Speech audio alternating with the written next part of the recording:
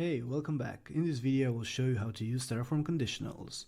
So Terraform uses ternary operators in order to do conditionals, and this looks similar to this. So you have a condition, a question mark, a value if condition is met, and then a semicolon, value if condition is not met.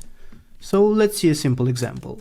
I will do a locals block, and in this locals block I'll create a variable called a, give it a value of 3, create a value of b and a variable of b and give it a value of 4, and then in C we are going to compare them. So let's say if a is greater than b, question mark, we want to let's say show a message like a is greater than b, colon, otherwise b is greater than a. And for this to work I have to actually use here a prefix, so local.a greater than b.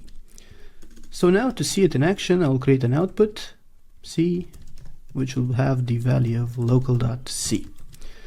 So what happens here is if a is greater than b, we will show a is greater than b, otherwise we will show b is greater than a.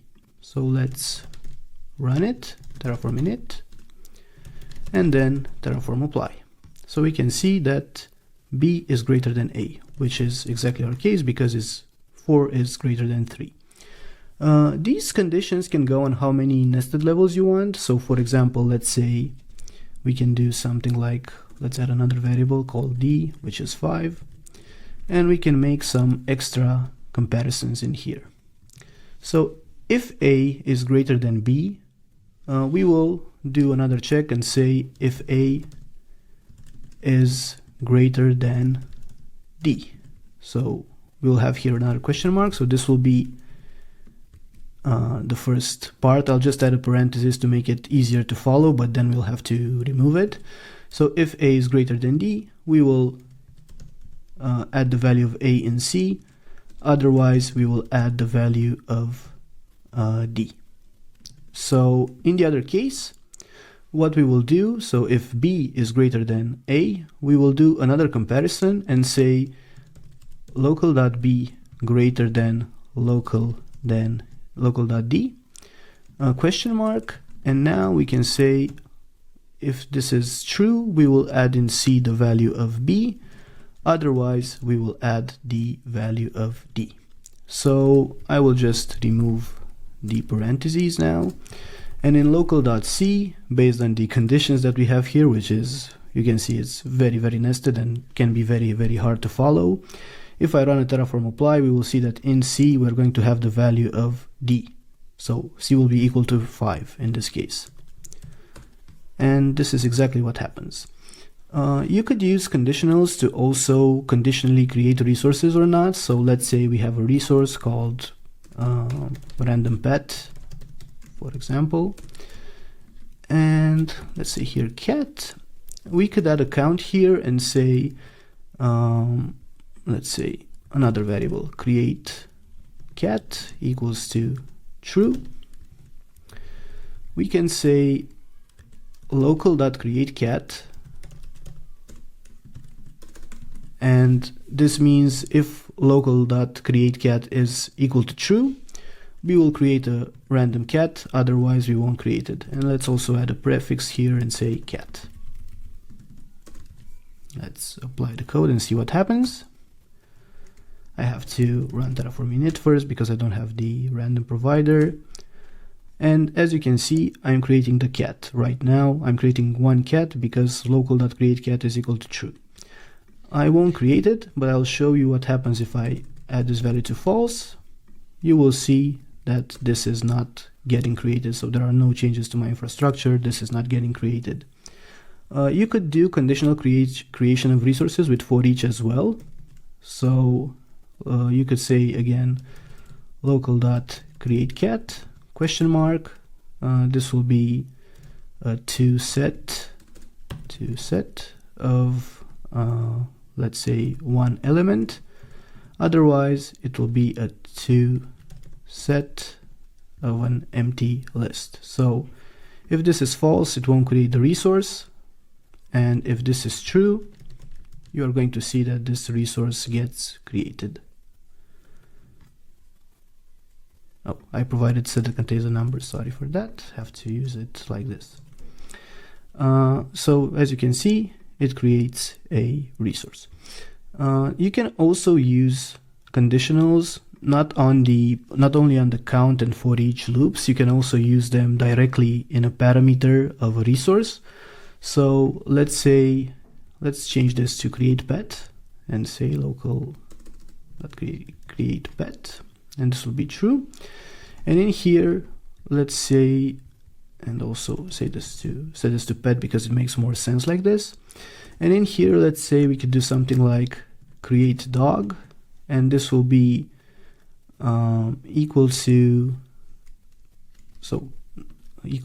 local dot create pet. If this is true, we can also say that we want to create a dog, otherwise we won't create anything. And we can add here the local dot create dog, which will just add this condition from here to here. So this will have a new prefix called dog. So if I Terraform apply, you can see that the prefix changed to dog. You can also build conditionals in for loops, for example. So what we could do is say something like my list of numbers, and this is equal to a for I in range of 4, and say we want to get not range of 4, let's say range of 10, and we want to build a list with all of the even numbers from this list. So what we can do is we can say if I modulo 2 equals 0, we want I. This is I if I modulo 2 equals to 0. And let's create another output and see this in action. My list of numbers, and this will be local.myListOfNumbers.